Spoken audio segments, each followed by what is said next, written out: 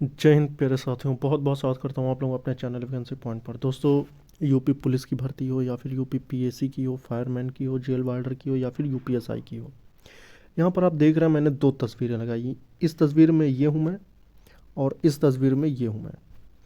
यहाँ पर अब मैं आपको बताऊँ कि चाहे आपने धरना प्रदर्शन किया हो तो वहाँ पर भी मैंने अहम रोल निभाया है, और जब बात भर्ती बोर्ड जाने की हो या फिर किसी प्रकार से भी आपके सवालों का जवाब लेना हो, तब भी मैं आपके साथ खड़ा था और आपके लिए गया था।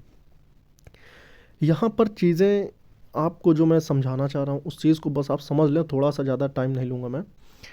तो कहने का मकसद सिर्फ यही है कि अगर किसी भी मुद्दे पर हमें बात करनी है, अगर किसी भी मुद्दे पर हमें अगर जवाब चाहिए, तो वो आपने देख लिया बड़े कोचिंग इंस्टीट्यूट्स जो हैं वो सिर्फ़ और सिर्फ अपना व्यापार करने की कोशिश में है। वो आपका साथ देने नहीं आएंगे। जो आपके साथ खड़ा होगा वो एक ऐसा ही होगा जो इन सब परिस्थितियों में जी रहा हो या फिर इन परिस्थितियों को झेल चुका हो। तो कहने का मकसद ये है मेरे भाई कि इन सभी भर्तियों के नोटिफिकेशन आने चाहिए, और अगर इन भर्तियों के नोटिफिकेशन नहीं आते हैं तो जो ये सोचकर पढ़ाई में बिल्कुल विलीन हो चुके हैं कि यूपी कांस्टेबल 60,244 पदों वाली भर्ती का जो एग्ज़ाम है वो 18 फरवरी को होने जा रहा है, तो आपको मैं बता देता हूँ। अब इसको कह देना कि बहुत ये क्या है, तो आप यकीन नहीं करेंगे, मगर मेरे भाई ये बात आप जान लो, भर्ती अनाउंस हो गई है। ये आपकी एग्ज़ाम हो सकता है करा लें, ठीक है, मैं क्या कह रहा हूँ उस बात को समझो। ये आपके एग्ज़ाम हो सकता है कि करा लें। अगर एग्ज़ाम हो गया तो आपको इसके रिज़ल्ट घोषित कराने में एड़ियाँ रगड़ देनी पड़ेगी, लेकिन रिज़ल्ट इसका आप देख नहीं पाएंगे। अब मैं ऐसा क्यों कह रहा हूँ कि इसका रिज़ल्ट क्यों नहीं घोषित होगा? भाई मेरे, यही तो एक रणनीति है, यही तो एक पॉलिटिक्स है। इस चीज़ को आप नहीं समझ पाओगे। फ़िलहाल ये कहना चाहता हूँ कि ये जितनी भर्तियाँ मैंने लिख रखी हैं, मेंशन कर रखी हैं, अगर आप इन सभी के नोटिफिकेशन चाहते हो तो आप लोग सहयोग करो, सपोर्ट करो, चैनल से जुड़ जाओ, वीडियो को भी लाइक शेयर कर दो सभी के पास जो भी इन भर्तियों को चाहते हैं, चाहे वो फायरमैन की हो, चाहे वो पीएससी की हो, चाहे वो जेल वार्डर की हो। तो अब ये मैं कह देना चाहता हूँ कि इन भर्तियों में जो आयु सीमा की छूट मिलेगी वो 5 साल की मिलेगी। अभी तक आपने 3 साल की आयु सीमा में छूट देखी, मगर अब जो है वो आपको 5 साल की आयु सीमा की छूट देखने को मिलेगी। तो जो भी भर्तियाँ आएंगी इन सभी पर अगर आप चाहते हैं कि मैं वीडियो बनाऊं तो आप लोग कमेंट कर सकते हैं।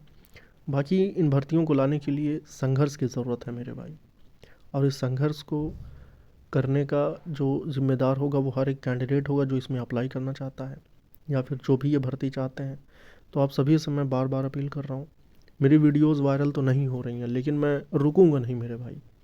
ये आवाज़ बुलंद होती रही और होती रहेगी, और ये संघर्ष जारी था और जारी रहेगा जब तक कि हमें ये नोटिफिकेशन देखने को मिल नहीं जाते।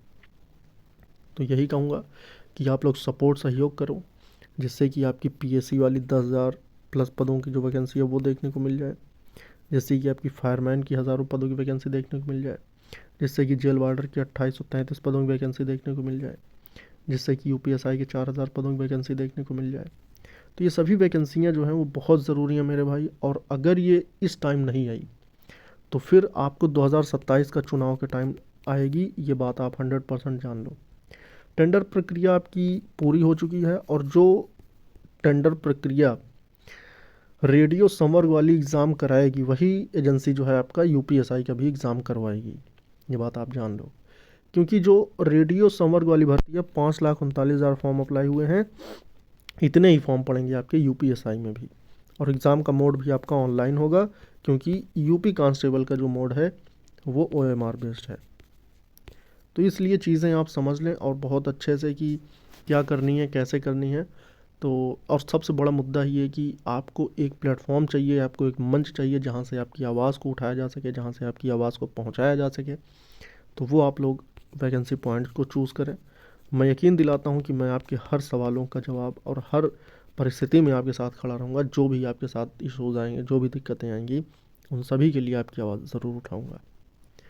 तो यही कहना चाहता हूँ मेरे भाई कि आप लोग सपोर्ट सहयोग करते रहो। इस संबंध में जो भी अपडेट्स होंगी वो मैं आपको देता रहूँगा। जय हिंद।